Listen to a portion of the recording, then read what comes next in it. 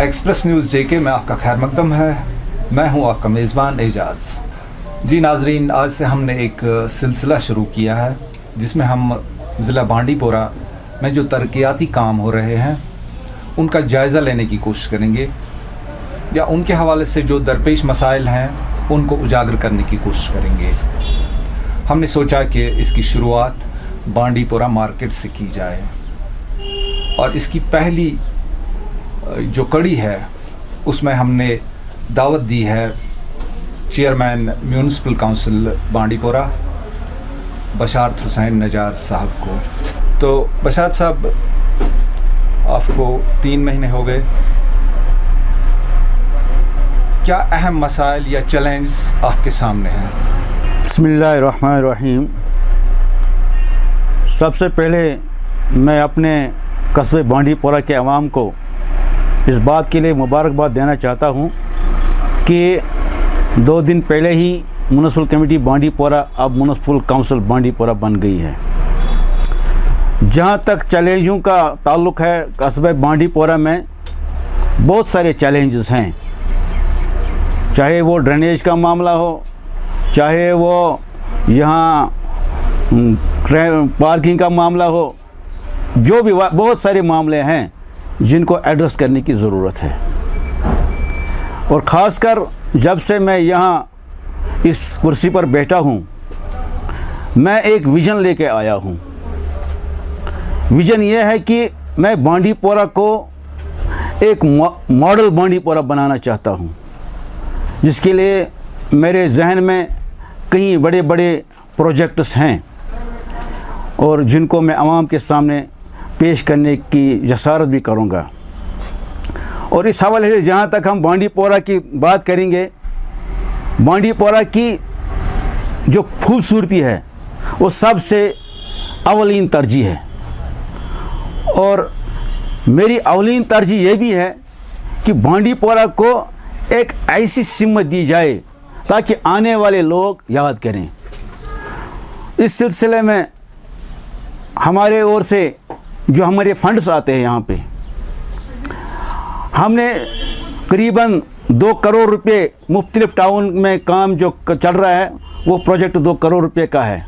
इस पर कुछ काम तो हुए हैं और कुछ काम जारी हैं। और दूसरी बात, यहाँ एक अहम मसला है जो गार्बेज का है। हमारा जो कूड़ा करकट टाउन से निकलता है वो रोज़ाना 550 क्विंटल निकलता है और उसको हम जालवान में डंप करते हैं। और वाटर बॉडीज़ को बचाने के लिए, वाटर को बचाने के लिए हमने इसको 14 लाख रुपए मुख्तस रखे हैं इसकी वॉलिंग के लिए, ताकि ये जो कूड़ा करकट है ये वाटर में न जाए। और दूसरा अहम प्रोजेक्ट मेरे जहन में है, वाटर को बचाने के लिए हम जदीद टेक्नोलॉजी का इस्तेमाल करना चाहता हूँ। इसके लिए मैंने कई बड़े बड़े प्रोजेक्ट भेज दिए हैं कि जदीद टेक्नोलॉजी के तहत किस तरह हम इस गार्बेज को डिस्पोज़ करेंगे। दूसरा जो है हमारी ब्यूटिफिकेशन ऑफ टाउन।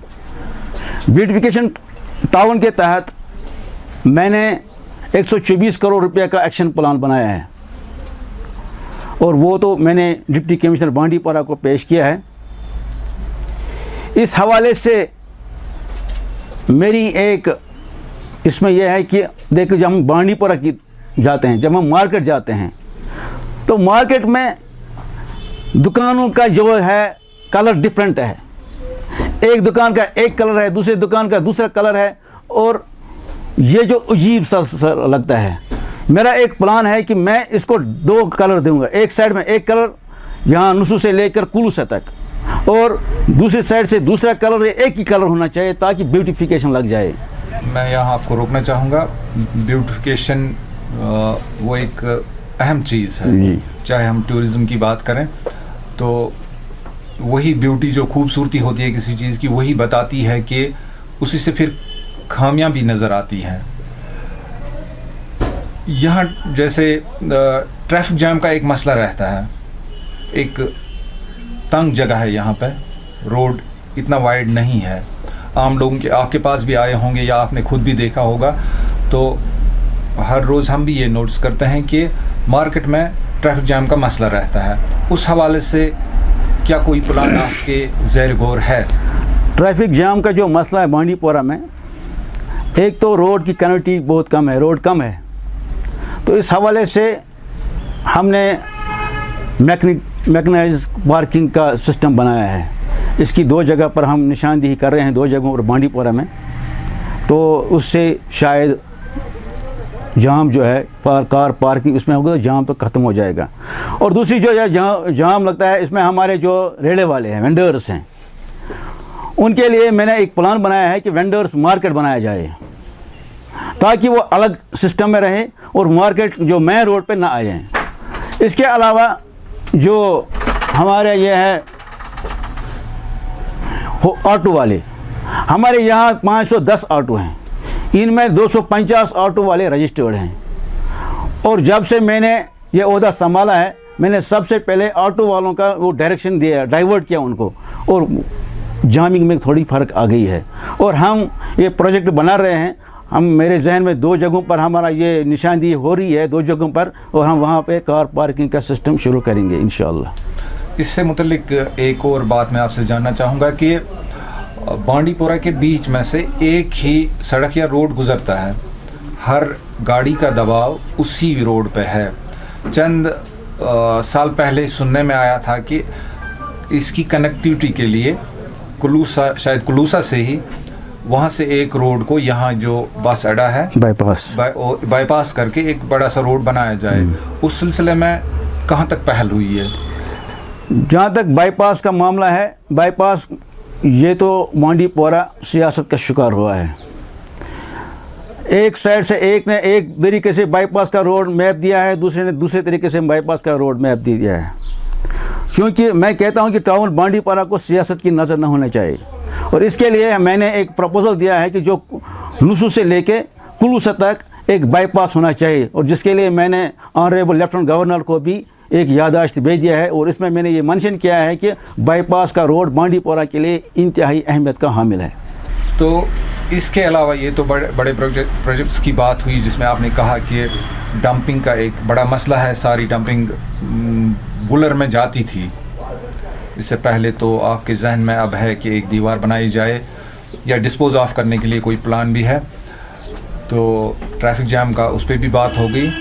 इसके अलावा जो दीगर जिन्हें हम छोटे मगर अहम मसाइल कहेंगे, जैसे स्ट्रीट लाइटिंग का मसला है, हर जगह पे नहीं लगी हुई। सही है, स्ट्रीट लाइटों का मामला जो हमने अपने फंड से स्ट्रीट लाइटों के लिए 25 लाख रुपए दिए हैं, और मेरा प्रोग्राम है जहाँ टाउन है या टाउन की जो गलियाँ हैं वहाँ स्ट्रीट लाइट्स होनी चाहिए। और जब से मैंने ये ओहदा संभाला है, और मैंने ये ऑर्डर निकाला है कि बल्ब, जो छोटा बल्ब होता है, उस सिस्टम को ख़त्म किया जाए और तमाम जगहों पर स्ट्रीट लाइट्स चालू किया जाए। और इसके अलावा मेरा एक भी प्रपोजल ये भी है कि हम सोलर सिस्टम का भी सिस्टम लगाएंगे, ताकि जो हमारे 4 वेज़ हैं वहाँ पर एक बड़ा सोलर लाइट लग जाए और वो सारे एरिया को कवर करें। इसके अलावा जो हमारा यहाँ टूरिज़म का मामला है, क्योंकि हमारा वलूर है यहाँ पे, वो भी हमारे टाउन से कनेक्ट करता है, लांग्रिशपोरा वाकई कनेक्ट करता है। तो मेरा एक प्रोग्राम है, हम वलूर व्यू पार्क बनाएंगे, चाहे लांग्रिशपोरा में या नुसू में, ताकि जब हम वलूर को डेवलप करेंगे, हमारे टूरिस्ट आएंगे, तो वहाँ एक पार्क भी होनी चाहिए। तो वो भी हमारा एक प्रोग्राम है।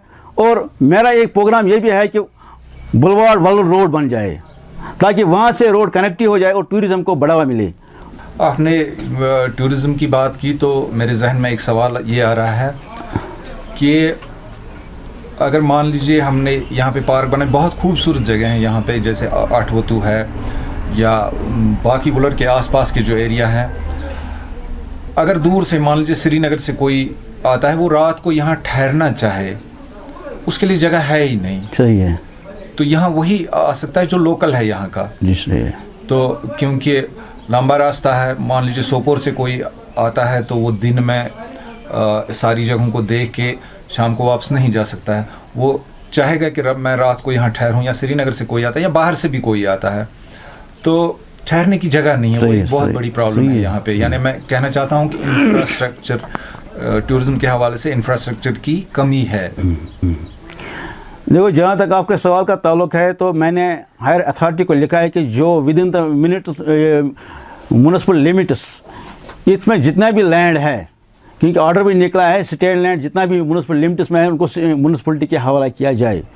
और हमारा एक प्रोजेक्ट है कि हमारा जो 14 FC अब 15 FC भी आएगा, तो उसमें हमारा ये भी प्रोजेक्ट है कि हम एक बड़ा रेस्टोरेंट बनाएंगे जहाँ कोई टूरिस्ट आएगा या बाहर से कोई आएगा कि वो वहाँ क़याम कर सके और उसको वहाँ मुतमिन हो जाए कि मेरा यहाँ पर बैठने का इंतज़ाम है। और दूसरी बात, जो हमने यहाँ नाला मधुमती है, नाला मधुमती के किनारे पर बहुत सारी ज़मीन अभी पड़ी हुई है, और मेरा एक प्लान ये भी है कि वहाँ पर हम चिल्ड्रन पार्क बनाएं और उसकी ब्यूटी मधुमती की ब्यूटी भी है और चिल्ड्रन पार्क भी बन जाए। और दूसरा प्लान ये भी है कि जहाँ हम 2 पुल हैं, पापछान पुल और पुलूसा पुल, वहाँ से दोनों की साइड से, किनारे के साइड से हम ब्यूटीफुल वो गमले लगाएंगे ताकि अट्रैक्टिव हो जाएगी, तो वहाँ से कोई आएगा कहेंगे बांडीपुरा में कुछ हुआ है। तो आज के दौर में हम देख रहे हैं कि ये बांडीपुरा का ही मसला नहीं, हर इलाके का मसला है।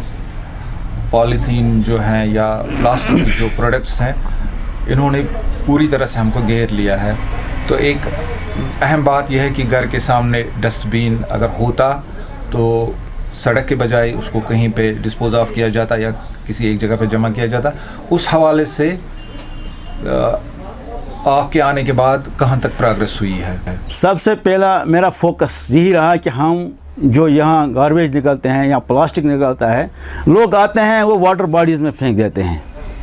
और मैंने ये इनिशिएटिव ले लिया है कि हमने डोर टू डोर डस्टबिन दिए लोगों को, और इनके वहाँ गाड़ी भी जाती है। मगर अफसोस के साथ कहना पड़ता है कि मैं वो शूर नहीं है। हमारी गाड़ी जाती है, हमने डस्टबिन भी दिए हैं ताकि ये जो प्लास्टिक है या जिससे हमारी ज़मीन बंजर हो जाती है, इसे बचाने के लिए हमने क्या किया कि डोर टू डोर डस्टबिन भेज दिया है। मगर इसके बावजूद भी लोग नालियों में फेंकते हैं, नदी नालों में फेंकते हैं और वाटर बॉडीज़ में फेंकते हैं, जिससे माहौल आलूदा हो जाता है। और मेरी उन लोगों से, आपकी मीडियम के वसादत से यही गुजारिश रहेगी कि कम से कम अपने जो हमारा सोसाइटी है इसको बचाने के लिए, हमारी वाटर बॉडीज़ को बचाने के लिए हमें डस्टबिनों का इस्तेमाल करना चाहिए। और इसके दूसरी बात, जो बड़ी बात आपको बांडीपुरा में लगेगी, वो ये है कि शादी ब्याह का मौका हो या ताज़ियत का मामला हो, हमारे यहाँ सड़कों पर टेंट लगते हैं, क्योंकि यहाँ ऐसा तरीके निज़ाम ही नहीं है कि कोई बड़ी फंक्शन हो तो वो कहीं पर ऑर्गेनाइज हो जाए। तो इसके लिए मैंने ये प्लान बनाया कि हम मैरिज हॉल बनाएंगे। मैरिज हॉल का प्रोग्राम मेरे जहन में है। मैरिज हॉल बनाएंगे और इसमें एक तो म्यूनिसिपलिटी को भी इनकम आ जाएगी और दूसरे लोगों को भी सहूलियात बहम पहुंचाएगी। और मेरी सबसे बड़ी क्या है, यहाँ पे लोगों के जहन में है कि हम ड्रेन और कोचे बनाते हैं, उन पर हम फोकस करते हैं, लेकिन मेरी तरजीहात और कुछ हैं।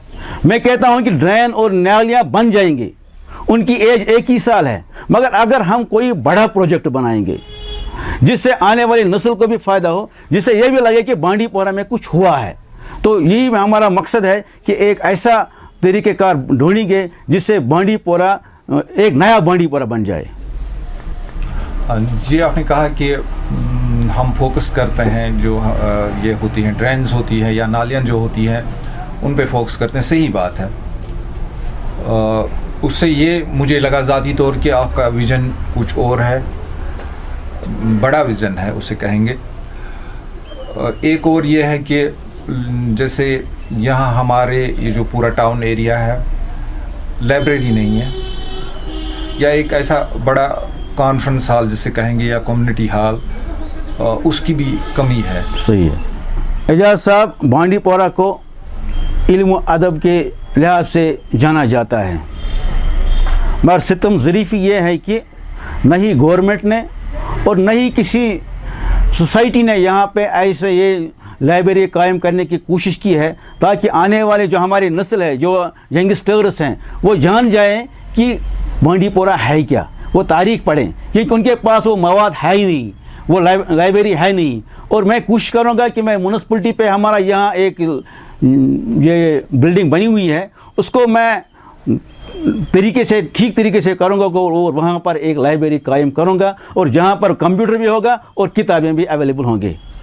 मेरी एक गुजारिश रही रहेगी कि मैं सबको साथ लेकर चलना चाहता हूँ, चाहे वो ट्रेडर्स फेडरेशन हो या ट्रांसपोर्ट वाले हो या जो मुख्तलिफ हाई तबके फ़िक्र के लोगों के साथ, सबको साथ लेकर चलूँगा और बांडीपोरा को एक खूबसूरत बांडीपोरा बनाने की कोशिश करूँगा इंशाअल्लाह। जी बशर साहब, इस वक्त आपका शुक्रिया करेंगे, आपने वक्त दिया हमें और बहुत सी जानकारी दी, खासकर ये जो टाउन का एरिया है इसके हवाले से, या जो भी आइंदा आपका लाहे अमल होगा या प्रोग्राम होंगे, हम आपसे उनकी डिटेल लेते रहेंगे और अपने नाजरीन तक पहुंचाते रहेंगे। मेरी जी नाजरीन, इसके साथ ही हम बशारत हुसैन नजार साहब का शुक्रिया अदा करेंगे।